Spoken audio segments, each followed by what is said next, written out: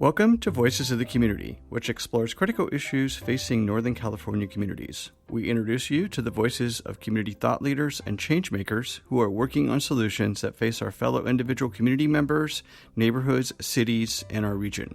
This is George Koster, your host. This episode is part of our series exploring COVID-19's impact on nonprofits and small businesses in the San Francisco Bay Area. Back in April of 2020, when we decided to create this ongoing series on COVID-19's impact, first on nonprofits and then on small businesses in the San Francisco Bay Area, we, like you, had no idea how long the pandemic would go on and what the health and economic impact would be in our community. As we enter the second half of 2022 with the latest explosion of cases from the most recent COVID-19 Omicron mutations, along with the masking requirements being changed and folks getting their vaccinations, our communities are still struggling to deal with the health, economic, mental, and societal impacts of the ongoing global pandemic. This all adds to the ongoing uncertainty of our ever-changing indoor and outdoor, vaccinated and unvaccinated protocols, and the politics of the pandemic that will drive how we all come back together as a unified or fractured community. We will continue to shine a spotlight on the nonprofits and small businesses that make up the fabric of our community, along with the founders and staff who are struggling to deal with the impact of the COVID-19 pandemic on their operations, services, and sustainability until we can all get to the other side of the pandemic. Along the way, we will also share with you all the amazing solutions that our nonprofits, small businesses, foundations, and government leaders are working on to help us all get to the other side of the pandemic and come together to rebuild our communities with more economic, social, and environmental equality. And I saw a presentation done by Felicia Elizondo in 2015 called Cruising the Tenderloin in the 60s. And she introduced me to the idea of the Compton's Cafeteria riots and her life living in the Tenderloin in the 1960s, trans sex workers who were fighting for their right to survive. And it sort of connected with the ideas that were coming out of my mind as I was making these voice memos, and that influenced the creation of the story to set it in 1966, the year of the Compton's Cafeteria riots, and to have that be an actual part of the show itself. So it's a hybrid of fantasy, fiction and history. And this, our 100th episode of our special series on the impact of the ongoing COVID-19 pandemic on our nonprofits, small businesses, and local government, we reached back out to the folks at ZSPACE to share with you how they have struggled through the pandemic to bring you a very unique show, The Red Shades, a trans superhero rock opera. I'm joined remotely by Adrienne Price, the writer and co-composer of The Red Shades, a trans superhero rock opera, along with Rose Oser, the interim producing director of ZSPACE and lead producer of The Red Shades. Welcome to Voices of the Community, Adrienne and Rose. Thank you. Thanks. So I'd like to begin by just having you each share with the audience just a little bit of your background. And so, Adrienne, why don't we start with you? Sure. So I have taken a bit of a twisty-turny path to get to becoming a musical theater writer. I grew up playing violin, classically trained violinist, and starting in high school, I started playing in rock bands, and I've always been interested in a lot of different art areas. So playing in bands, writing plays, writing screenplays, etc., and so forth. And this show, The Red Shades, is the first time that I've kind of put all those things together to create a rock opera. So I'm very excited about sharing this with the world. Finally, it's been 7 years that I've been working on it. So feeling very ready to have it out in the world. And Rose, share with the audience a little bit of your background, and then I will ask you about ZSPACE as well. Great. My name is Rose Oser. I've been working at ZSPACE since 2017. I was previously the Associate Artistic Director, and then I became the Interim Producing Director during the pandemic. And I've been excited about this show since I started at ZSPACE in 2017. We've been trying to make it happen, and new works take a long time to develop. And we also had that pandemic in there. So it's been quite a journey, but I'm really excited that it's finally happening. And outside of ZSPACE, I also also write musicals and produce a dating show and do other things. I eat a large breakfast in the morning. I have a very full and meaningful life, and I'm grateful to be on the show right now. Thanks, George. Thanks, Rose. That was good. Everyone should eat a nice warm or cold breakfast in the morning. Could you provide a little background on ZSPACE itself for the audience members who don't know? And you've been on the show before, along with Schaefer in the before times, or still the before times. But ZSPACE is a unique space and organization. So tell the audience a little bit about it. Yeah, we are unique and, sometimes confuse people a little bit because we are so unique. We are a multifaceted venue in the Mission District of San Francisco. We produce and present all new work. So by that, we mean new theater or dance or opera or music that's created by people who are living now, making new things. And with this model, we have a curated rental program. So we work with other arts organizations and independent artists to help them produce their work in our space. And then through our own ZSPACE producing program, we develop and produce shows. So Red Shades is one of the pieces that we are developing in-house at ZSPACE. And we are a nonprofit. Also within ZSPACE, we have a resident theater company called Word for Word. They've been around for 30 years with ZSPACE. We're celebrating our 30th anniversary in 2023. Congratulations, us. And we also have a youth arts program that brings the Word for Word model into the classroom to help develop theater skills and literacy and creative expression.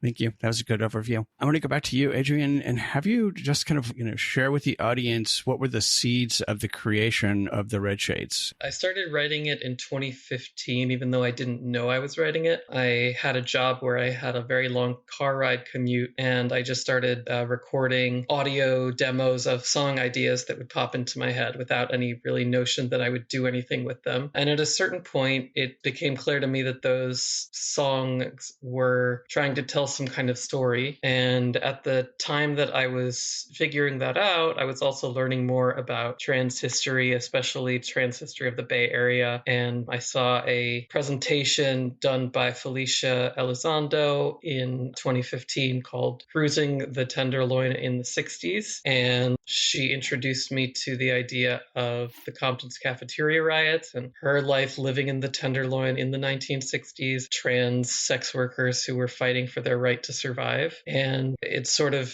connected with the ideas that were coming out of my mind as I was making these voice memos, and that influenced the creation of the story to set it in 1966, the year of the Compton's Cafeteria riots, and to have that be an actual part of the show itself. So it's a hybrid of fantasy, fiction and history. And yeah, I think that's where everything started, 2015, 2016. And then I recruited a friend to co-compose the music with me, Janine Adkisson, and we wrote the first act together and presented it at El Rio Queer Bar in the Mission in 2017. And we ended up getting a lot of people excited about the show. And so that sort of helped. And that's when Rose first saw the show, that sort of helped to launch us into the next phase of development with ZSPACE. And for the audience members who don't know much about, the early history of our trans community, especially in the Tenderloin, could you share with the audience a little bit more background on the Compton Cafeteria riot? So in the mid 20th century, there was really a intense crackdown on what we now call queer and trans people and lives and communities. They were considered a threat to public decency, safety, etc. So there was a lot of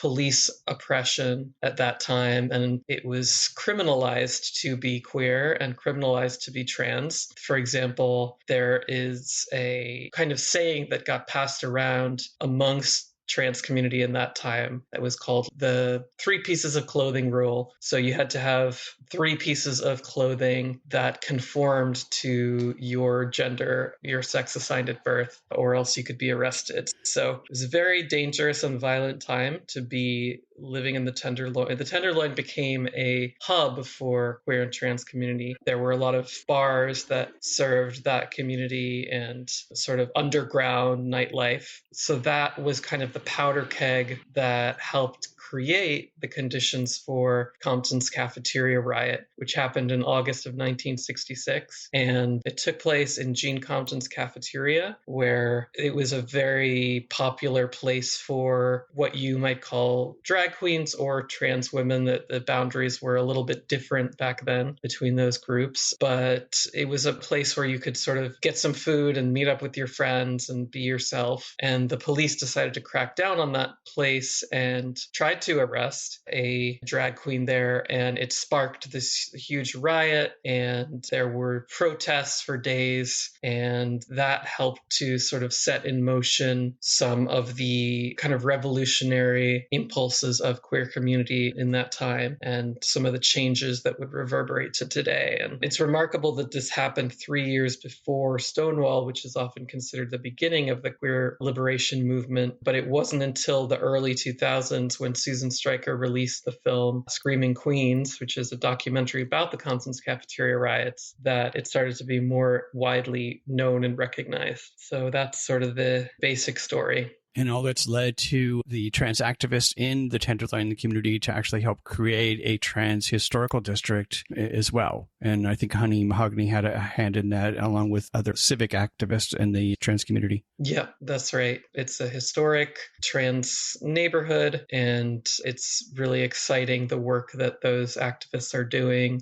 to create new resources and, sort of redistribute resources to trans communities that really need them desperately, especially trans communities of color and Black trans communities in particular. Thank you. That was very nice. We'll share that information out in our newsletter to everyone when we push out the podcast with the broadcast of this show. I want to just go back when you, Adrienne, talk about opera. It's also a rock opera. So could you kind of share with the audience a little bit about, as I recall from what I read in photos, it's using a thrust stage, and tell us a little bit about the audience experience they'll see and the performers. Yeah, well, part of creating new theater is that changes are happening all the time. So the thrust stage is not part of the show anymore, but there's now like a kind of horseshoe shaped platform, and the band is kind of nestled in there, and the performers can perform on top of the platform as well as sort of move around the stage. So the experience that audiences will get is, as I said, like a hybrid of fantasy and history. So for example, we have historical photos, archival material that's projected onto a screen, and then the characters themselves are fictional. They're not based on like a one-to-one correspondence between the character and the historical person, but they sort of incorporate different aspects of different characters. So it's sort of a composite. And there is a full rock band, so guitar, bass, drums, and piano or keyboard. And it's a story told through music. That's the simplest way that I can put like what it means to be a rock opera. I'm not very invested in kind of policing the boundaries of the difference between like a rock musical and a rock opera. It's not that important to me, but what is important is that this is a story that is primarily told through music. The songs drive the story, and there are all sorts of different genres. It's primarily rock music, but there's ballads, there's more musical theater-y songs, there's some country tinged songs, there's some kind of 60s R&B tinged songs. So it's really a mishmash of kind of everything in the kitchen sink, the maximalist vibe, which is something that is really part of my artistic ethos. It's just kind of throw everything at the wall and see what sticks. And it's very high energy, and it's a mix of different tones, everything from kind of super high energy, bouncy, danceable rock music to, more elegiac, more down tempo and contemplative songs. So you get the whole gamut with this show. Thank you. And turning to you, Rose, there's some interesting history, to your point, going back to 2017 of ZSPACE's participation with the Red Shades and why, ZSPACE wanted to co-produce the Red Shades. Yeah.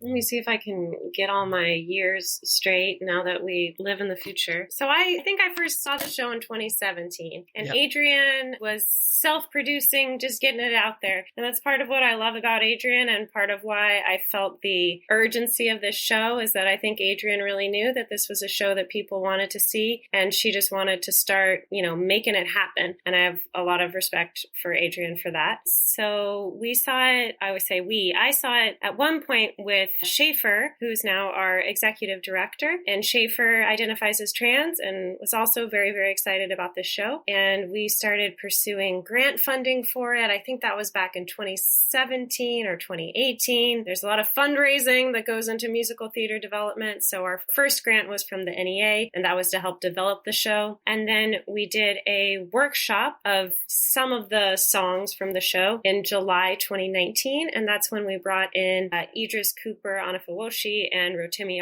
Agbabiaka to co-direct. And they've been instrumental to the project. We kind of brought a team together and we started experimenting with what does this mean for the show to now be in a theater space, because Adrienne had been working on it in bar-like spaces. And I think ultimately through this development process, it's become more of a musical theater type production in the sense that it's, 3 acts and the audience sits in their seats and experiences the full narrative. But that being said, it's still rock and roll and audiences are still going to yell and clap and stomp their feet and all that good stuff. So we did that workshop in July 2019. And then after that, we really wanted to just focus on the text and the music. So we did an internal reading in January 2020, and that was of the full show.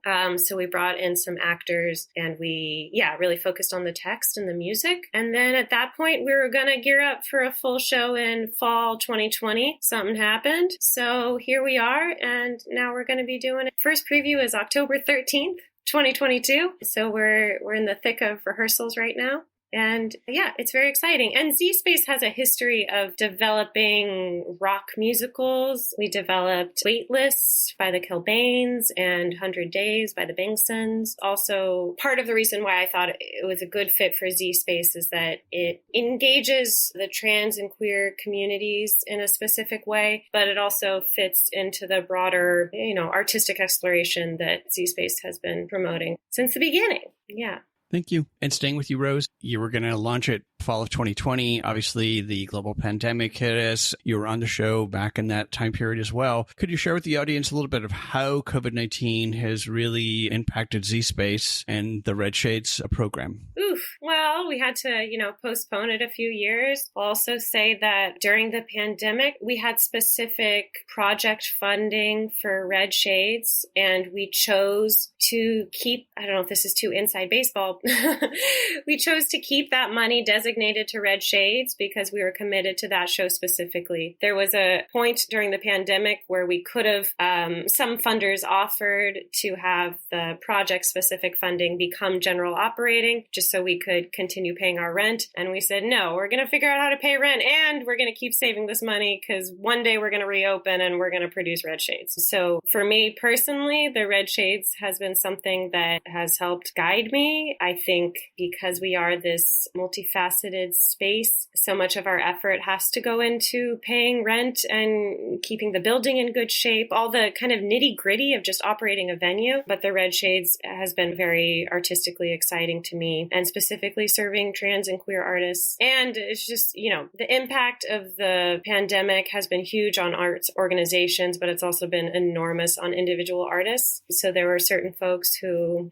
either were working on the show before or who I knew were going to be working on it in the future. And I wanted to make sure we could still support them because I think this show means a lot to a lot of individuals. And Adrienne, you're a writer, composer, creative person. How did the COVID-19 pandemic impact you and your ability to continue to keep moving forward on the Red Shades? Well, it put a pause on the project, and it was sort of an indefinite pause because we didn't know exactly when we were going to be able to bring it back in a way that was safe for our audiences and for our performers. And that was important to us. But it did mean a lot to me, just personally, that Schaefer and Rose in particular and ZSPACE were so committed to this project because, they could have just said, oh, sorry, there's a global pandemic, we can't do it. But they really prioritized that they were going to find a way to make this happen. And we thought about all different kinds of options. We're like, should we have it be an outdoor concert? Should we, have it be a film? We just sort of spitballed a whole bunch of different ideas. But I think this is a show in particular that's so much about the live experience. And there's so much that we can do on our stage at ZSPACE that we wouldn't be able to do if it were just sort of an outdoor concert kind of thing. I'm really glad that we were able to wait it out and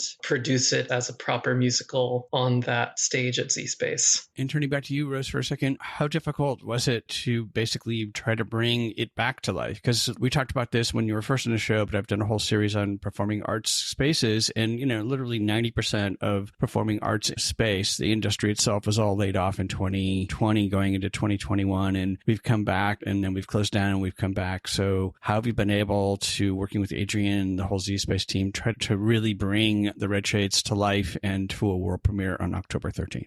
It's been real hard, George. So hard. Well, I'll start with there are so many things that are more expensive now. Everyone in the rehearsal room takes a COVID test twice a week. And if you've gotten a COVID test from CVS before, they cost at least $20 a pop. Those add up every week for big teams in spaces. There's also, other costs around understudies. We've had actors who have had to be out for some portion of the period due to COVID. It's still very present. It's harder to hire front of house staff right now. When I say front of house staff, I mean bartenders, box office, anyone who's public facing. I think those jobs used to be fun social jobs, and now actually they're very hard jobs. Or rather, I should say maybe they were hard before and now they're even harder. That you're really, you have to be checking vaccine and interacting with people. It's a different kind of job now. So I think that's much harder. And I think we're all maybe trying to still get a hang of this whole Zoom in-person hybrid thing. And when it comes to theater, theater is really something that's always been about being in the room, being physical with people, sharing space, singing. So I think there has been some rockiness around trying to do some development or planning via Zoom when really we want this thing to live and breathe in a theater. Yeah. And then I think also, so much has changed for individuals. Many actors have left the Bay Area. And I think people have different priorities around making theater. I think everyone who's working on this show really believes in the message of the show and trans and queer liberation and this San Francisco history. So that's why we're all showing up every day to make it happen. But I think in general, theater is a lot harder. So part of it is about bringing that fun back. Exactly. And in a safe way where people feel, safe. Mm-hmm. And, for folks who've listened to the show and know me, I work at 4 different theaters in front of house. And what I've noticed over the last year and a half of trying to come back is, audiences, it's been about 30 to 50%. Some shows get 100%, but most people are really cautious, I think. So some theaters now going into the fall of 2022 are dropping their vaccination requirement and going to just mask required inside. So, the other biggest piece of this is money. So I know ZSPACE, like all theater companies / spaces, have struggled for funds. And how can folks who are listening to the show and the public help participate in bringing the Red Shades to ZSPACE, bring it to life in a world premiere? Oh, that's such a great question, George. If folks want to donate, you can go to www.zspace.org/redshades, and there's a link specifically to donate to this show. You can also get tickets. Our tickets are sliding scale starting at $0. So if you have $0 and you want to see the show, please come. Please bring your friends. And if you have a lot of dollars and you want to support trans artists and a nonprofit theater venue and a wonderful local playwright, then please give us a lot of money. We're still trying to raise $20,000. Today is September 23rd. We open on October 13th. So if you're feeling generous there, yes, we do still have a need. We're still fundraising, and this show's important. Thank you. And Adrienne, how can folks who are listening help support the show and support you? I think Rose hit on a lot of the ways to support, but also just reminding folks that we would love if they could spread the word, share it on your social media, share with your friends, word of mouth. Really, there's a lot of excitement about the show, but it's important for us to spread the word as much as possible, including to people who don't necessarily normally go to the theater, but who feel moved and inspired by this show's message. So please spread the word. Yeah, it's going to be really fun. One scandalous thing about me is that I really like fun. And part of the reason why I like the show is because it's really fun. And I think sometimes, especially coming out of the pandemic, we're so serious about so much theater stuff because we have to be, because we needed folks to save our venues and save our stories and save our artists. And yes to all of that. And also the show's going to be a blast. So come and have a great time with us. Yes. All right. So before we go to our final question, is there anything that I haven't asked that you would like to share, talk about?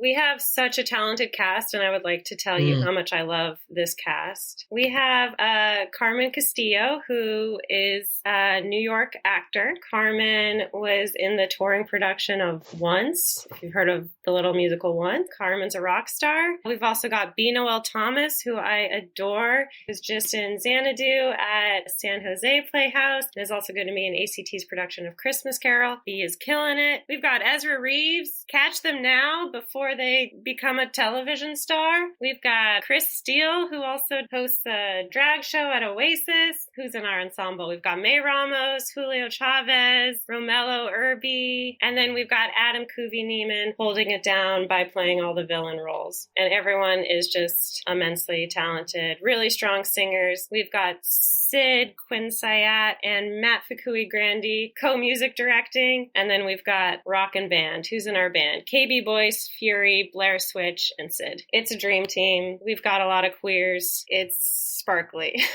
Yeah, everybody brings so much to their roles, whether it's like their comedy chops, their drag chops, their dancing chop, their acting chops. Just so much talent in the room. When I walk in there, I feel like it just lights up with everybody's energy. So yeah, you're going to want to see the show, if only for the cast. I like the active phrase sparkly. Yeah. Turning to our final question for each of you, and I'm going to start with you, Adrienne. What do you think you've learned about yourself in these last 2+ years of the pandemic? I think that I have learned that I am pretty darn resilient and that I can get through some tough times, some obstacles, some challenges, and how important it is to have strong support and strong community. And I think all of these are things that you could also learn by seeing the Red Shades. I think these are also themes that come up in the show directly. So it's kind of interesting when life imitates art that way. Thank you. And Rose, how about yourself? Agreed with Adrienne on the community. I think what I've felt during the pandemic, maybe also a feeling that we're all individuals. I feel like within the theater community, there were so many different theater leaders who really all had to come together and freak out about when are we going to reopen? What's going on here? We have to make decisions. And so I feel like some of the organizational barriers kind of broke down. I feel like, I am myself more so than I am ZSPACE, and that ultimately even us, working at arts organizations, we're all artists in our own right, and we are all kind of working towards the same thing and trying to tell important stories. Yeah, and I think that's also connected to community, that we need to take care of each other because that's all we've got. And staying with that for a moment, Rose, do you feel like there's some good things that have come out of the pandemic to support our performing arts community here in San Francisco? Yeah, I think so. I think there have also been, a lot more conversations about EDI and anti-racism work. I think now that it's a lot harder to produce theater, we're having more difficult conversations about which shows we select and why and what we put our resources into. So I do think we're all being more, I can't speak for everyone, but I think a lot of people are being more thoughtful about resources and sharing resources. Yeah, so I think that's been positive, and the connection between individual artists and arts leaders. And Adrienne, how about you? Do you feel like something good has come out of the pandemic to help performing artists such as yourself? I think that artists have had to build community out of survival, out of necessity. And to sort of echo Rose's point about breaking down barriers, it's not that we're all competing against each other, even though it can feel like that at some moments. It's more that we're all kind of in the same boat and we need to look out for each other and support each other's work. Thank you, Adrienne and Rose, for sharing your wonderful work in the creation and production of The Red Shades, a trans superhero rock opera, and ZSPACE's support to bring this important show to the world. We'll make sure that listeners have your contact information, website, and social media, along with links to donate to the production of Red Shades, and of course to buy tickets to The Red Shades, which runs from October 13th to November 5th, 2022, on Thursdays, Fridays, and Saturdays, starting at 7 p.m. at ZSPACE, which is located at 450 Florida Street in San Francisco. Please stay safe and healthy as we all work our way through this latest stage of the COVID-19 pandemic and, of course, all of its mutations. Thank you. Thank you. That's it for this episode of Voices of the Community. You've been listening to the voices of Adrienne Price, the writer and co-composer of The Red Shades, a trans superhero rock opera, along with Rose Oser, the interim producing director of ZSPACE and the lead producer of The Red Shades. To find out more about The Red Shades show, to purchase tickets and make a donation, please go to zspace.org/Red Shades. You can find out more about ZSPACE by listening to Schaefer and Rose in episode 12. And to find out more about the work of Word for Word, please listen to episode 8 and our panel discussion with nonprofit organizations coming back to live shows in episode 82. We hope that you enjoyed the insights, points of view, and personal stories from the voices of changemakers and their nonprofits and small businesses featured in this series. To find out more and get engaged with the nonprofits, small businesses, and staff members featured in the series, please go to my website, georgecoster.com, and click on Voices of the Community to find links to the extended versions of these interviews and to listen to the entire series. After listening to these stories, we hope that you will consider making a donation and volunteering to provide a hand up to your fellow community members. Today's episode was made possible by the audio wizard and our associate producer, Eric Estrada, and the graphics magic of Casey Nance from Citron Studios, along with the wonderful crew at the San Francisco Public Press and KSFP. Voices of the Community is supported by a grant from the James Irvine Foundation, dedicated to a California where all low-income workers have the power to advance economically. More at irvine.org. Voices of the Community is a member of Intersection for the Arts, which allows us to offer you a tax deduction for your contributions. Please go to georgecoster.com and click on the donate link to make a donation to help us provide future shows just like this one. While you're on our website, you can enjoy our archived past shows, which feature community voices working on solutions to critical issues facing Northern California communities. And you can sign up for our newsletter to find out more about future shows, as well as shows and events from the organizations that are included in our episodes. Take us along on your next COVID walk by subscribing to Voices of the Community on Apple Podcast, Spotify, and Google Podcast, or wherever you get your podcast.